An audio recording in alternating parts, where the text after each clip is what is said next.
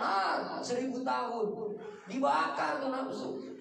Sempat dibakar dulu tuh nafsu, digodok 1000 tahun, diangkat, ditanya, jawaban masih sama. Karena ternyata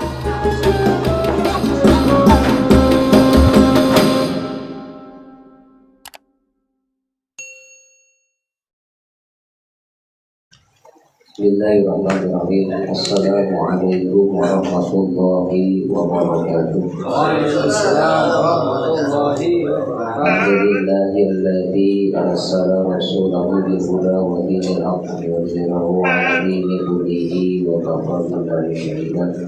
Asyhadu an la ilaha illallah wahdahu la syarika lah wa asyhadu anna Muhammadan abduhu wa rasuluhu la nabiyya ba'dahu. Allahumma shalli wa sallim ala sayyidina Muhammadin wa izzati bisairil asma'i wa sifat. Allahu hadiri, Allahu nadiri, Allahu syahidun alayya, Allahu ma'i, Allahu ma'in wa huwa bi kulli syai'in muhit. Dalam Indonesia guna wa murabbil bina wa wasilatu bainana wa bain Allah Syekh Ahmad Sayyidul Wafat Tajul Abidin bin Syahul Muhammad bin Muhammad Al-Fatihah. A'udzu billahi minasyaitonir rajim. Bismillahirrahmanirrahim. Alhamdulillahi rabbil alamin arrahmanir rahim maliki yaumiddin. Iyyaka na'budu wa iyyaka nasta'in ihdinas siratal mustaqim siratal ladzina an'amta 'alaihim ghairil maghdubi 'alaihim waladdallin. Yang mulia Guru Agung Pemirsa Abah Syekh Ahmad Sahibul Wafat Tajul Abidin, Ashabul Fadilah, Asatid, Ustadzat, Mubalikin, Mubalikum, para pemangku penyakit, Imam Khotaman, Wabil Khusus, Sohibul Bayin, pemangku penyakit, Bapak dan Sebati, beserta seluruh warga besar beliau, jamaah majelis Pondok Gede, juga ikhwan, akhwat dari Pondok Gidiyah, wa naqsabadiyah, Pondok Pesantren Sedialaya yang dimuliakan oleh Allah Subhanahu wa Ta'ala. Alhamdulillah, puji dan syukur selalu senantiasa kita panjatkan kehadirat Allah atas curahan dan limpahan nikmat yang Allah berikan kepada kita melalui nikmat Islam, iman, ihsan, sehat, walafiat. Allah berikan kekuatan dan kemampuan kepada kita sehingga alhamdulillah pada kesempatan pagi hari ini kita bisa sama-sama hadir di majelis yang mulia, di tempat yang mulia, yang penuh dengan keberkahan karena dihadiri oleh para aulia Allah, yakni belajar berhikmat kita kepada Guru Agung Pemirsa Abah Syekh Ahmad Sahibul Wafat Tajul Abidin bin Syahul bin Muhammad melalui majelis menakibnya Tuan Syekh Abdul Qadir Jailani Qaddasallahu sallallahu alaihi wasallam. Salawat serta salam tetap terlimpahkan kepada junjungan Allah bagi Rasulullah Muhammad sallallahu alaihi wasallam, pada keluarga beliau, para sahabat serta aulia Allah dan umatnya hingga yaumul qiyamah.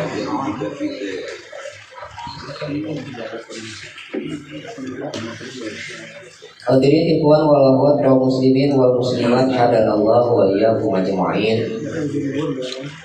Kita pada bulan ini manakib bertepatan dengan beberapa event.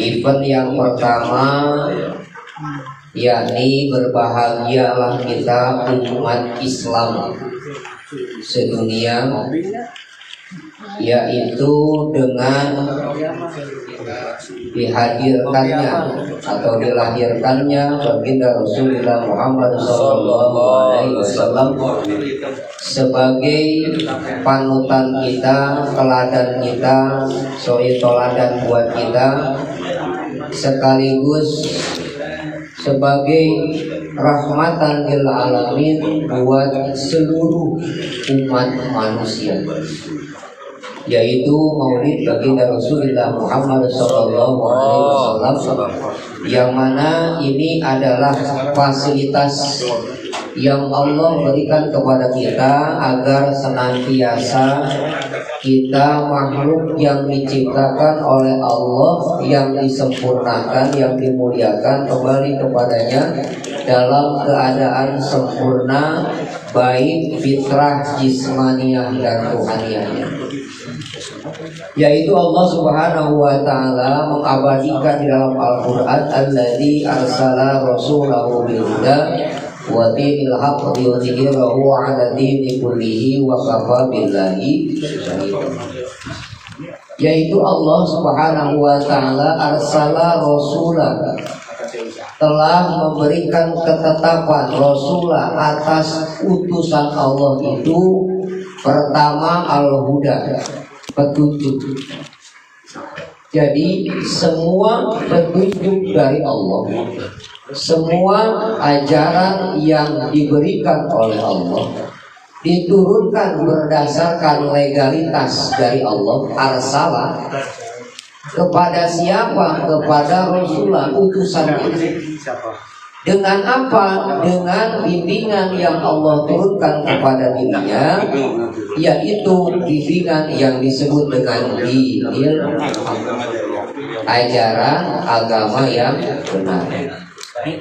Tuntunan bimbingan ajaran agama yang benar itu adalah agama yang punya penopang, yang punya penunjang, yang punya tihang, yaitu apa? Rukun.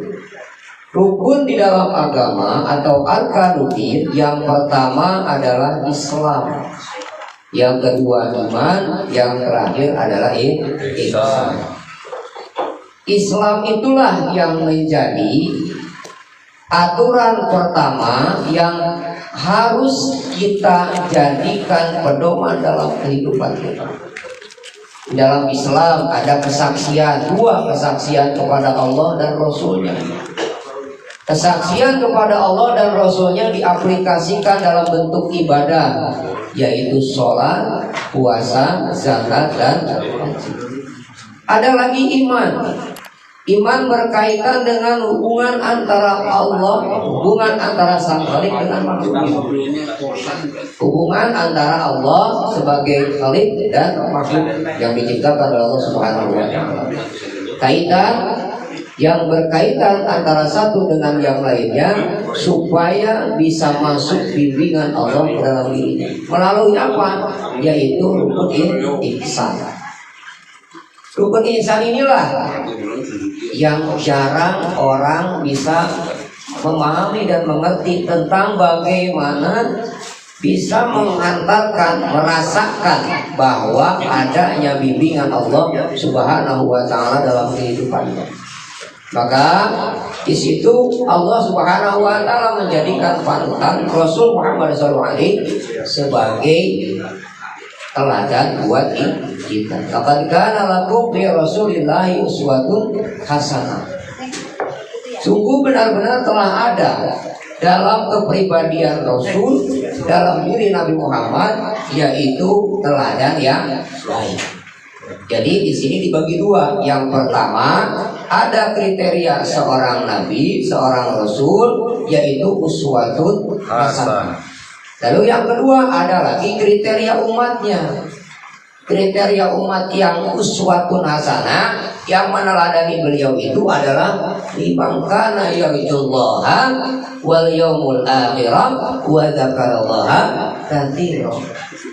Jadi yang pertama itu orangnya yang rujuk, mereka yang berusaha, berupaya mencari jalan ridho Allah.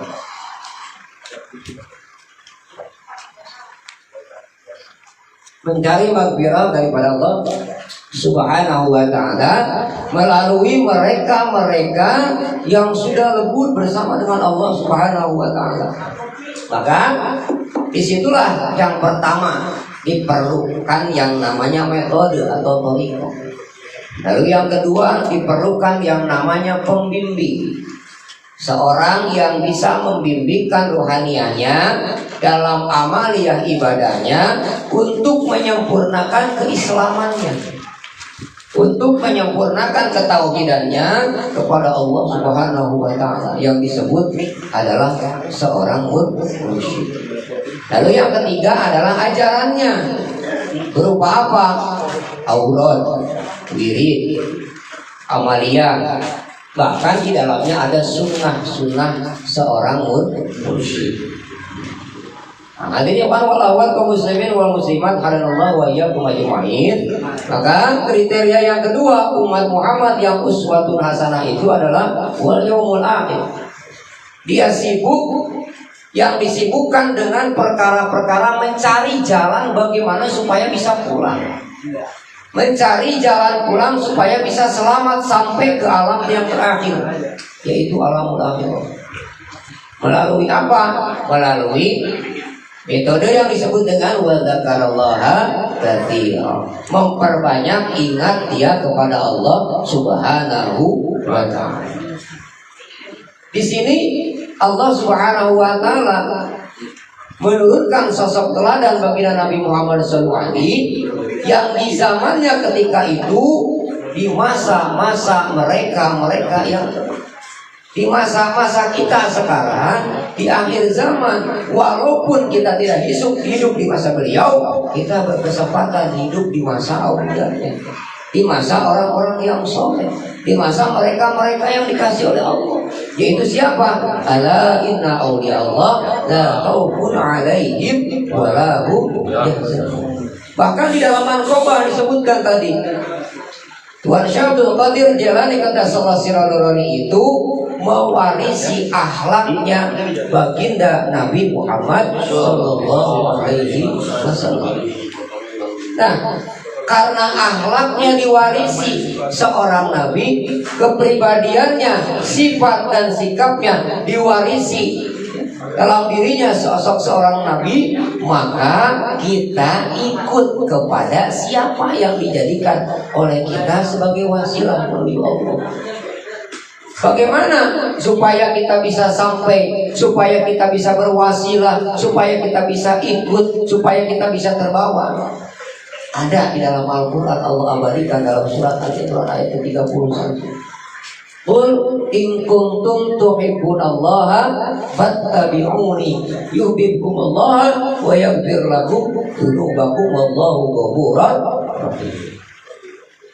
Jadi Allah menyampaikan kepada baginda Nabi Muhammad, ya Muhammad, sampaikan kepada umatmu, cintailah aku Allah. Jadi yang pertama kali adalah tanamkan rasa cinta kepada Allah. Karena laku perkara kita ingin mendapatkan apapun dalam kehidupan ini, termasuk keilmuan amaliyah ibadah yang didasari dengan cinta, maka hakikatnya dia akan bisa dapatkan lahir, batin, zahirun, wal batin. Cinta. Kata Rasul kepada Allah, ya Rasulullah, bagaimana umatku bisa cinta kepadamu? Karena kebanyakan umatku itu lebih cenderung punya rasa cinta kepada selain engkau. Allah menjawab, hai Muhammad, sebutkan fattabi'uni, ikuti aku, maka ikuti aku. Jadi untuk bisa cinta kepada Allah, kita ikut kepada siapa yang sudah lebur rasa cintanya bersama dengan Allah. Kita sulit untuk mempercayai, untuk mencintai Allah. Kita sulit untuk mahabbah kepada Allah. Tapi perintahnya di situ fattabi'uni, maka ikuti aku. Aku di sini adalah Rasulullah, utusan Allah. Ikut kepada siapa yang dijadikan oleh Allah susahnya. Cintanya, mahabbahnya, sunnahnya, perilakunya, tuntunannya, bimbingannya, ajarannya, ikut semuanya secara kafah. Maka dengan kita ikut kepada apa yang sudah dibimbingkan sebagai wasilah buat kita menuju Allah, kita akan terbawa cintanya, atas cintanya kepada Allah Subhanahu wa ta'ala. Hadirin ikhwan wal akhwat kaum muslimin wal muslimat hadanallahu wa iyyakum ajmain. Maka reward yang didapatkan adalah yuhibbukumullah. Allah akan balik mencintai orang itu. Allah akan balik mencintai umat Muhammad. Allah akan balik mencintai kepada siapa yang cinta kepada Allah Subhanahu wa taala. Dan yang paling terpenting ini adalah wa yaghfir lahum dzunubahum. Allah akan berikan pengampunan Allah akan berikan ampunan baik dosa yang disengaja maupun dosa yang tidak disengaja.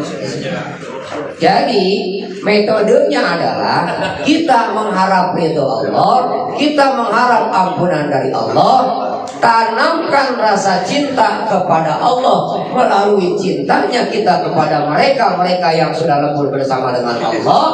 Maka kita akan mendapatkan ampunan dari Allah, juga Allah akan balik mencintai kepada kita. Hadirin ikhwan wal akhwat kaum muslimin wal muslimat hadanallahu wa iyyakum ajmain. Di sini Allah berfirman dalam Al-Qur'an bahwa hakikat daripada nabi itu, hakikat daripada utusan itu adalah untuk sebagai penyempurna, sebagai khatamin nabiyyin, penyempurna dari para nabi, penyempurna dari rasul. Maka rasa berbahagianya kita, rasa bersyukurnya kita, rasa mahabbahnya kita atas Allah turunkan utusan ke alam dunia ini, termasuk para aulianya yang sampai ajarannya kepada kita, dibimbingkan kepada kita, ikut kita kepada ajarannya, maka kita akan mencapai yang disebut dengan wilayah ridhonya Allah Subhanahu wa ta'ala. Hadirin wal akhwat kaum muslimin wal muslimat hadanallahu wa iyyakum ajmain. Maka referensi yang kedua kata Allah di situ adalah qul atiullaha wa atiur rasul.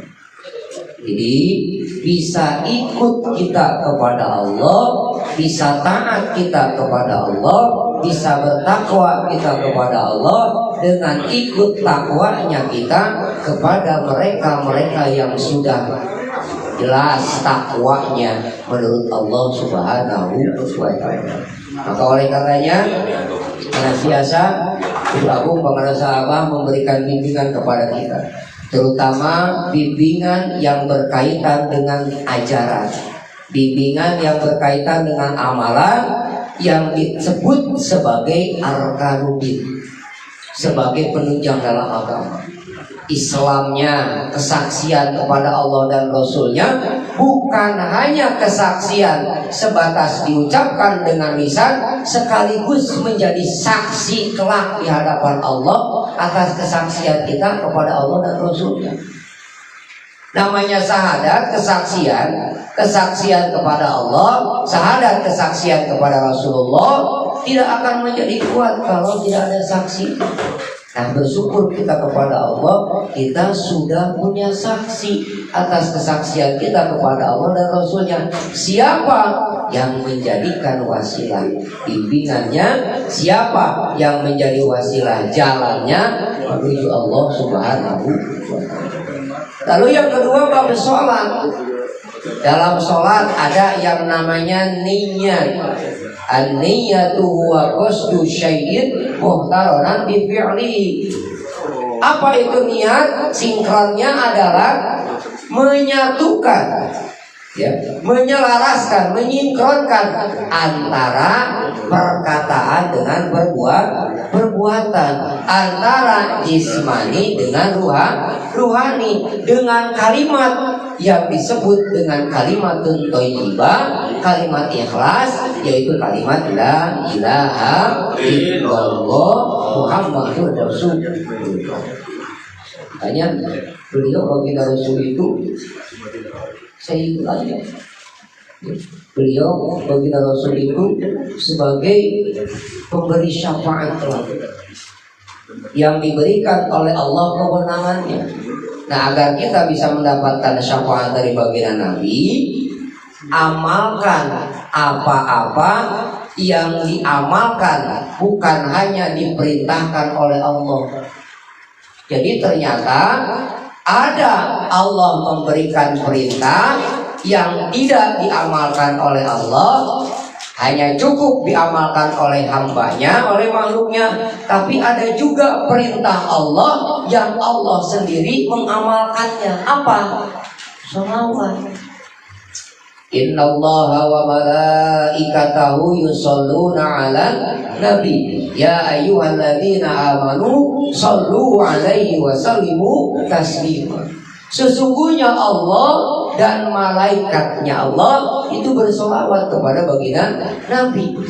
Jadi Allah memerintahkan solawat, pun pula Allah mengamalkan bersolawat kepada baginda Nabi. Nah, sekarang kita lihat dari bimbingan para sahabat banyak di dalamnya isi solawat. Jadi inti di dalam rasa bentuk bahagianya kita atas junjungan baginda Nabi Muhammad SAW dengan memperbanyak solawat dan amalia solawat yang diamalkan, diajarkan, dicontohkan oleh guru agung para sahabat, ternyata jadi konsumsi amalia kita sehari-hari.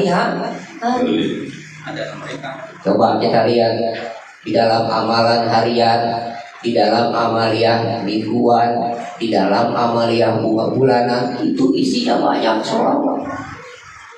Di dalam amalia harian menjelang zikir jahat, menjelang zikir jahat, Allahumma sholli ala sayyidina Muhammad wa ala alihi wa sahbihi.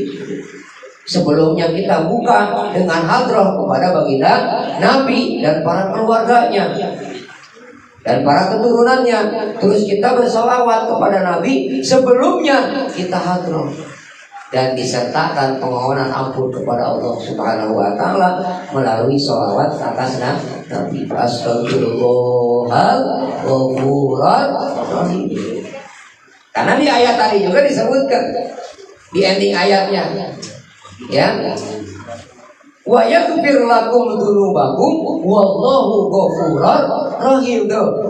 Allah itu maha pengampun, Allah itu maha penyayang. Maka permohonan ampun kita kepada Allah diajarkan oleh para sahabat, disertakan sifat Allah yang disebut dengan Al-Ghafur Ar-Rahim.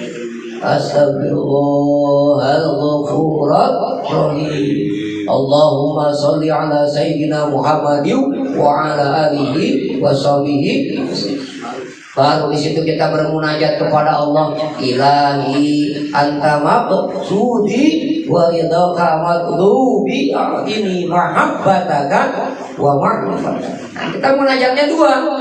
Pertama, minta kekuatan untuk bisa cinta kepada Allah. Yang kedua, untuk ditetapkan kemarifatan atas Allah Subhanahu wa Ta'ala. Nah, metode perintah untuk bisa cinta kepada Allah tadi sudah disebutkan di dalam Al-Quran. Perintah dari Allah, sampaikan Muhammad atas umatmu, cintailah aku Allah, maka aku Allah akan memberikan cintanya, dan juga Allah akan memberikan pengampunannya. Karena sifat mutlak bagi aku Allah adalah Al-Ghafur Ar-Rahim. Pantas istighfarnya beda, ternyata sesuai dengan apa yang menjadi ketetapan Allah. Sulit bagi Allah kita memohon ampun atas dosa-dosa yang kita lakukan, yang di dalamnya kita sertakan sifat Allah yang maha pengampun lagi maha penyayang. Ya Allah, ampunilah dosaku ya Allah, karena Engkau punya sifat maha pengampun, Engkau punya sifat maha penyayang. Maka bagi Allah akan memberikan pengampunannya. Karena apa? Karena yang disertakan di situ sifatnya. Dua, yang disertakan di situ berdasarkan referensi dari utusan Allah, para aulia Allah, mereka orang-orang yang soleh. Lalu yang kedua, menjelang zikir taufik. Pun kita buka dengan hadrah kepada Nabi, kita mohon ampun kepada Allah, bukan hanya untuk diri kita, juga untuk orang-orang yang terdekat di sekitar kita. Luar biasa sifat tingginya solidaritas, toleransi orang-orang ahli thariqah itu di situ. Jadi minta ampun kepada Allah bukan dengan egonya, bukan untuk diri sendiri, juga untuk disertakan mereka orang yang terdekat. Ini baru amalia harian. Astagfirullahaladzim min kulli dzambin wa atubu. Astagfirullahaladzim, ya Allah, aku mohon ampun kepadamu ya Allah atas segala dosa, karena Engkau lah Rabb. Wa atubu ilaihi. Dan sertakan juga taubat mereka, permohonan ampun mereka yang menjadi ahli-ahli, yang menjadi orang-orang terdekat kita, yang menjadi mereka dunia kita, keluarga kita, anak kita, istri kita, terang untuk bawah semua. Bahkan di situ juga di dalam amaliyah mingguan dimasukkan dalam hadroh summa ila arwahi abaihi wa ummahatihi wa ikhwanihi minal anbiya wal mursalin wa ilal malaikatil muqarrabin wal qarabiyyin wasyuhada wassolihin wa ahli kullin wa ashabi juga kita kirimkan untuk mereka-mereka yang berjasa, yang berbuat baik, yang pernah menolong kita, yang pernah menyelamatkan kita. Doa yang khair, dengan doa, dengan munajat yang terbaik. Dalam amaliyah mingguan, pada pertama ila hadratin Nabi Muhammad SAW wa ila arwahi abaihi wa ummahatihi wa ikhwanil anbiya summa ila arwahi aimatil mujtahidin sebelumnya summa ila arwahi sadatina wa mawalina wa aimatina Abi Bakri Umar Utsman Ali summa ila arwahi silsilah thariqah ya summa ila arwahi walidina wa walidikum wa masyayikhina wa masyayikhikum wa amwatina wa amwatikum tuh waliman ahsan ilaina waliman lahu hakun alaina tuh ke bawah. Jadi kalau ada orang pernah berbuat baik sama kita, pernah nolongin kita, pernah menyelamatkan kita, di dalam tawasul itu kita berdoa. Kita bacakan suratul Fatihah. Luar biasanya amalnya dalam thariqah. Toleransinya, ya, sifat kebersamaannya harus jadi aplikasi, menjadi teladan, menjadi figur, menjadi contoh, menjadi kepribadian sampai terbentuk dalam diri sifat dan sikap.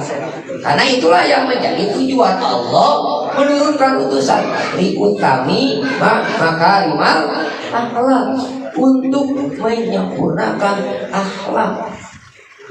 Kita sudah ada cuklaknya dalam rangka liutammi makarimal akhlak, ada di dalam tanbih. Bagaimana sikap kepada yang lebih tua, bagaimana sikap kepada yang lebih muda, bagaimana sikap akhlak kepada yang seumuran, bagaimana sikap akhlak kepada mereka fakir, miskin, orang-orang yang kemampuannya di bawah kita. Toleransinya luar biasa. Nah, dari sekian banyak tanding yang ada dari tiap-tiap paragraf, dari tiap-tiap kalimat, dari tiap-tiap lafaz, itulah uswatun hasanah. Itulah teladan buat kita, itulah contoh buat kita. Dan ternyata metode wa dzakarallaha katsira itu tujuannya untuk liutami makarimah akhlak. Karena di dalamnya adalah pengtiadaan, juga penetapan, mengtiadakan perkara yang selain Allah, menetapkan Allah dalam kalbunya yang menjadi media utama sebagai pembimbing dalam kehidupan. Yang mana bimbingan Allah itu sudah lengkap dibukukan di dalam sebuah kitab yang namanya Al-Quranul Karim. Jadi isi Quran ini adalah apa? Tentang bab zikir. Coba lihat di dalam suratul Yasin. Wa ma 'allamnahu syi'ra wa ma yanbaghi lahu in huwa illa dzikrun wa qur'anun mubin.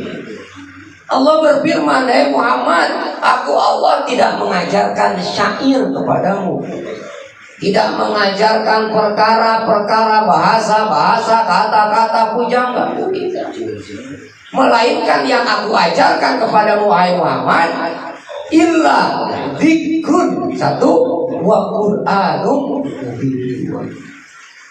Yang pertama ternyata adalah zikir. Baru yang kedua adalah Al-Quran. Jadi ternyata metode utama yang ada di dalam pedoman hidup kita, baik yang ada di dalam Al-Quran, baik yang ada di dalam hadis Rasul, sunnah Rasul, itu adalah babnya di. Maka baginda Rasul Muhammad SAW pun menetapkan yang menjadi tujuan aku diutus ini adalah untuk menyempurnakan akhlak. Maka itulah yang menjadi suksesnya metode dakwah beliau. Dengan apa? Dengan akhlak, dengan kepribadian, dengan mencontohkan dulu dalam dirinya, mengaplikasikan dulu dalam perilakunya, baru orang akan melihat di sekitarnya. Bukan lebih sering memperbanyak teori, memberikan banyak pembelajaran berupa keilmuan saja, tetapi diaplikasikan. Dan ternyata itu yang menjadi metode suksesnya dakwah beliau. Akhlak telah dan contoh figur yang baik. Karena memang akhlak baginda Nabi sendiri itu bukan uswah, bukan akhlakul karimah, tetapi akhlakul azimah. Akhlaknya beliau, perilakunya beliau, sifatnya beliau itu adalah agung. Karena apa? Karena di dalam diri Rasul itu wa ma arsalnaka kafatan linnas basiran wa nadhiran walakin aktsarun nasi la ya'lamun. Basyarnya, nadrahnya baginda Nabi itu adalah limpahan Allah, afal Allah, sifat Allah, dan Allah. Jadi yang ada, yang keluar dari sosok teladan Nabi, itulah pure murni bimbingan Allah yang menembus ke dalam qalbunya. Karena apa? Karena dalam qalbunya itu tidak ada tendensi apa-apa. Di dalam kalbunya tidak ada hal-hal perkara-perkara yang lain, melainkan hanya Allah. Pengtiadaan, pengesaan Allah benar-benar mutlak. Makanya melalui bimbingan dzikir khaufi, dzikir ismudan, dzikir yang disebut dengan dzikir untuk diingat dalam qalbu, dan itu juga metode yang bisa terbawa sampai menghadap Allah. Dzikir lisan mah putus. Dzikir lisan mah putus. Putus dengan apa? Dengan tempat, putus dengan ruang, putus dengan waktu, putus dengan kesibukan. Tapi kalau dzikir yang sudah merata semua, yang sudah tembus di dalam qalbunya, dzikir yang sudah ada, termaktub, ditanam oleh seorang mursyid dalam qalbunya, itu yang akan menjadi syafaat sampai menghadap Allah. Alhamdulillah para sahabat nuwun. Ternyata metode syafaat Rasul oleh aulia Allah, oleh seorang yang disebut dengan mursyid kamil mukamil, sudah diberikan, sudah ditanamkan, sudah ada di dalam tiap-tiap qalbu kita. Yang disebut, yang diseru, yang selalu dipanggil oleh Allah dengan sebutan ya ayyuhalladzina amanu taqullah wa tanzur nafsun ma qaddamat lighad wa taqullah innallaha khabirum bima ta'malun. Di situ dua kali Allah sebutkan takwa. Pertama takwa secara nadrah, secara tertanam, secara akidah, secara ketauhidan yang ada dalam qalbu. Yang kedua takwa secara zahir yang diaplikasikan dalam kehidupan sehari-hari. Ya ayyuhalladzina amanu taqullaha wa tanzur nafsun. Perhatikan nafsu, perhatikan dirimu, karena ternyata nafsu, dirimu itu adalah yang menjadi perkara utama hijab antara aku Allah dengan engkau. Makanya kalimat iman dan takwa yang pertama diarahkan oleh Allah kepada nafsu, gak ada kepada perkara yang lain. Dan di situ uang untuk perhatikan perintah dari Allah. Nafsu, olah, naikkan terus nafsumu. Jangan dibiarkan stuck berada di wilayah terendah yang disebut dengan nafsu amarah. Makanya ada metode bab ya di dalam sebuah kitab tauhid yang disebut dengan riyadhatun nafsi. Riyadhah, melatih nafs diri kita sendiri. Karena yang paling sulit dilatih itu diri kita. Paling sulit, karena kenapa? Karena diri kita ini lebih cenderung banyak perkara-perkara yang hinggap selain daripada, terutama di wilayah lapis nafs yang pertama, ya, yang kedua, dan yang ketiga. Kalau yang kedua, yang ketiga itu masih mending, Pak. Masih mulai ada perbaikan. Tapi kalau di wilayah yang pertama yang disebut dengan nafsu amarah, ini yang punya kecenderungan perkara-perkara perilaku yang buruk, yang lebih cenderung banyak menguasai dalam diri kita. Makanya dihantam dengan kalimat la ilaha illallah. Jadi yang kita dakwahkan, yang kita amalkan, fa idza qadaitumus sholata fadhkurullah, tiap kali pada sholat itu dalam rangka riyadhatun nafsi.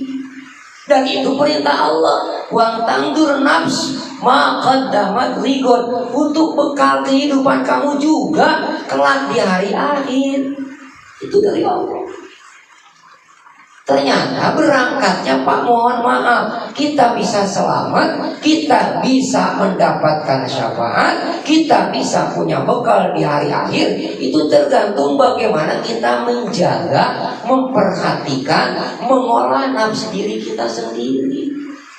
Itu Quran loh, Allah yang berfirman, ya ayyuhalladzina amanu taqullaha wa tanzur nafs dirimu.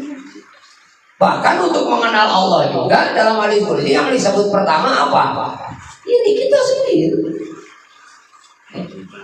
Man arofa nafsahu faqad arofa robahu, tuh. Ternyata berangkat dari dalam diri. Dan itu juga yang menjadi metode dasar, metode utama yang menjadi suksesnya bagi Rasul, yang menjadi suksesnya para aulia Allah. Lihat para sahabat. Mana para sahabat banyak berbicara? Tidak. Beliau lebih cenderung banyak memberikan contoh teladan dalam kehidupannya. Banyak sunah-sunah mursyid yang bisa kita ambil. Itu pun kalau kita peka, itu pun kalau kalbu kita jernih, itu pun kalau kalbu kita tidak dihinggapi dengan perkara-perkara yang disebut dengan muatan-muatan dunia. Bahkan Imam Abu Hamid Al-Ghazali, ya, Abu Hamid Al-Ghazali bilang, kata beliau nih, bagaimana kamu bisa wusul kepada Allah? Bagaimana kamu bisa sampai tingkat mahabbah kepada Allah? Bagaimana kamu bisa mencapai tingkat makrifat kepada Allah kalau di dalam qalbumu masih banyak perkara-perkara yang selain Allah? Dan ternyata itu metode dasarnya adalah nafsu. Karena dalam diri manusia itu berangkatnya ada hawa, ada nafsu. Hawa keinginan, nafsu itu adalah diri sendiri. Dan dua-duanya oleh Allah dibaiat. Dua-duanya oleh Allah ditalqin. Setelah diciptakan oleh Allah yang namanya nafsu, setelah diciptakan oleh Allah yang namanya akal, itu ditalqin oleh Allah, ditanya oleh Allah. Akal nih setelah diciptakan, ayyuhal akal, man ana wa man anta. Akal, siapa kamu, siapa aku? Akal menjawab, ana abduka ya Allah wa anta rabbi. Akal mah gak ribet, karena memang akal itu cenderung kepada hak Allah, kebenaran Allah. Ketika ditanya mana anda, siapa aku, siapa engkau, akal menjawab, ana abduka ya Allah wa anta rabbi. Yang repot nafsu. Nafsu begitu ditanya oleh Allah mana wa man anta, jawabannya ana wa anta lu gua. Itu nafsu.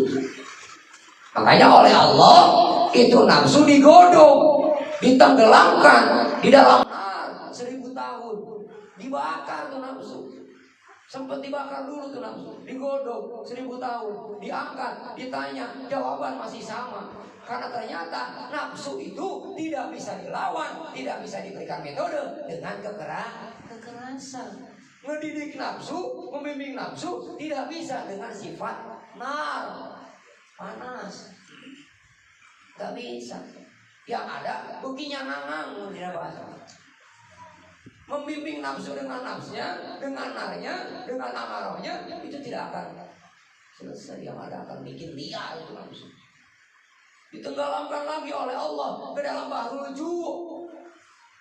Tidak dikasih fasilitas oleh Allah itu nafsu. 1000 tahun makannya, minumnya nggak dituruti, pokoknya mah tidak diberikan fasilitas oleh Allah. Ditenggelamkan di dalam bahrul ju', samudra lapar. 1000 tahun. Selesai, diangkat, ditanya, hai nafsu, siapa kamu, siapa aku? Jawaban nafsu katanya bilang, ana wa anta. Jadi ternyata pakai puasa, pakai menahan lapar, pakai menahan nafsu, menahan haus, itu nafsu belum bisa lulu, belum bisa lunak, belum bisa lumer. Tapi sudah sedikit dia melemah. Jadi metode saum itu hanya mampu melemahkan nafsu saja. Itu pun lebih baik. Nanti istiqomah nafsu kan. Istiqomah nafsu. Konsisten. Ya konsekuen dia kalau kata Pak Deddy mah. Pun cek aing cek aing beureum, paduli itu nafsu. Ditanya sama Allah aja, siapa kamu, siapa aku, lu gua. Itu di hadapan Allah itu nafsu kita. Ditenggelamkan oleh Allah di dalamnya, artinya Allah bimbing dia, Allah bakar dia dengan kekerasan. Gak bisa. Barang bukti liar dia. Gak bisa. Orang punya akhlak, punya kepribadian jelek, diomelin sama kita, diajak berantem sama kita, yang ada dendam gak bakal beres, boro-boro robah, yang ada bakal nambah musuh. Melawan nafsu diri kita tuh kayak gitu. Di depan ada orang nongkrong, bantingin gaple, nyekek foto, sama kita diacak-acak, disiram, diomel-omelin. Kira-kira dia bakal kapok apa kagak? Bakal ngamuk, bikin dia, iya. Malah yang ada. Itu oleh Allah sudah dicontohkan loh. Dalam rangka apa? Mendidik nafsu, membimbing nafsu. Nah ternyata dengan metode saum, dengan puasa, dengan baruju, baru bisa melemahkan. Nah yang ketiga nih, selama 1000 tahun setelah dibakar, selama 1000 tahun dalam baruju, lalu ditenggelamkan lagi di dalam bahrul dzikri. Nafsu itu ditenggelamkan di dalam baru dzikri. Jadi ternyata nafsu juga itu dibaikan, ditanamkan, ditakir, didadatkan. Kurang menciptakan maneh benar-benar udah dikosongkan, ditiadakan, tidak difasilitasi, baru nafsu begitu ditekan oleh Allah dengan tekanan supaya dia diingatkan secara mendalam, maka dia baru begitu ditanya, man ana wa man anta, ana buka ya Allah wa anta rabbi. Bahkan ada tambahannya, tidak ada lagi kewenanganmu, tidak ada lagi kekuasaanmu, tidak ada lagi perkara-perkara dari engkau ya Allah, semuanya yang menjadi fasilitas utama dalam kehidupan. Jadi ada 3 metode untuk riyadhatul nafsi. Pilih, mau pakai kekerasan, mau pakai puasa, atau mau pakai bab zikir. Nah ternyata yang dipakai, yang diambil oleh para aulia itu metode yang ketiga. Karena di dalam zikir itu ada unsur taubat, ada unsur syukur. Di dalam zikir itu ada unsur muraqabah, juga ada unsur muhasabah. Dan itu juga masuk dalam firman Allah tadi, untuk bisa mencintai Allah, cinta ikutnya kepada mereka yang sudah lebur cintanya kepada Allah. Gak bisa kita cinta kepada Allah dengan kemampuan yang ada dalam diri kita. Siapa saya? Tapi Nah makanya maksud dan tujuan salah satu diantaranya kita mengadakan majelis zikir, kita mengadakan majelis manaqib, kita berkumpul di sini semuanya bermunajat, mengharap daripada karomah kemuliaan ridho dari Allah melalui para aulianya. Itu tujuannya supaya kita terbawa, cintanya kita belum benar, mahabbahnya kita belum benar, muhasabahnya kita masih kecampuran dengan perkara-perkara yang selain Allah. Karena ikut dalam majelisnya kita terbawa dalam majelis. Fadhuli fi ibadi wadhuli jannah. Jadi fadhuli fi ibadi, masuk dulu ke dalam golongan orang-orang ahli ibadah, baru ente bisa masuk ke dalam surga Allah. Itu mesti dari Allah. Ya. Yang diseru di situ apa? Nafsunya, nafsu mutmainnah. Makanya dari level nafsu yang ketiga ke atas itu udah masuk di wilayah aman. Kalau amaroh udah. Yang kedua lawamah. Yang ketiga mulhimah. Nah, yang keempat mutmainnah. Nah itu. Kalau udah di mutmainnah udah aman dah. Karena kenapa? Karena yang namanya mutmainnah itu setelannya radiyah mardiyah. Allah hidup, dia hidup. Karena yang namanya mutmainnah itu dia tidak perlu ada mediator, tidak perlu ada sesuatu yang bikin dia enak, getol, rajin ibadah, gak ada. Pure aja mengeluyur begitu saja. Happy, benar-benar happy. Santuy aja, ya kan? Mau dikirimin stokis berapa ribu, juga fullness, siap. Hidup fullness, ya kan? Iya, ini jangan lupa. Ini bukti mahabbah juga. Bukti mahabbah. Cinta kita kepada aulia Allah, cintanya kepada ahlul bait yang mengelola ini, maka terbawa cinta kita kepada Allah. Allahu Akbar. Ayo, makanya ya apalah yang bisa kita aduh sekarang gini. Pengen bisa ke bawah soleh, pengen bisa ke bawah cinta, ngandalkeun ibadah mah moal bisa. Poro mau yang sunnah, yang wajib juga masih banyak sering ditinggal. Poro mau ngelaksanain 1 kali 24 jam, diisi ku sholat, diisi ku puasa, diisi ku dzikir, diisi ku eling. Nah kalau kurang ke Allah, hese. Tapi dengan salah satu metode yang sederhana tetapi bukan menyederhanakan, yaitu apa? Ikut kepada apa yang diprogramkan oleh Ahlul Bait, kita pasarkan, kita sampaikan. Minimal konsumsi atau mantap. Maka kita akan terbawa kepada mereka golongan orang-orang yang soleh tuh. Banyak Allah ke paduli bi ibadi kan gitu. Masuk dulu ke golongan orang-orang ahli ibadah. Sugan kurang bisa asup di golongan ibadah wasilah fullness. Ya kan? Iya. Banyak sponsornya mah. Gitu ya kan? Amin. Ya udah, makanya ini mah Pak, belajar berkhidmat, cari keberkahan, cari ridho, sekaligus mencari pasar. Untung. Hadirin warahmatullahi muslimin wa muslimat Allah wa yakum ajmain.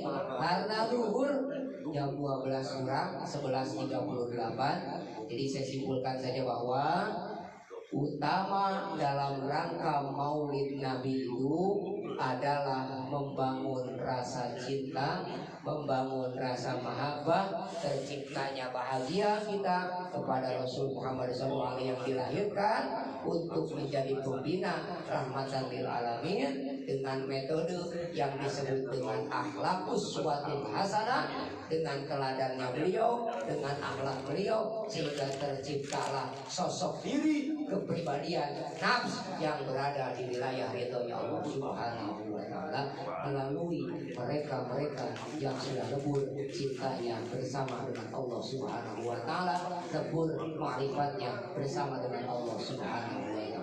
Semoga Allah memberikan kekuatan dan kemampuan kepada kita agar kita bisa belajar mudawamah istiqomah melaksanakan semua rangkaian amal ibadah dengan sempurna, yang tentunya di bawah bimbingan guru agung para sahabat. Hatur Syekh Ahmad Syaikh Muhammad Tajul Arifin, insyaallah tabarak dengan Muhammad.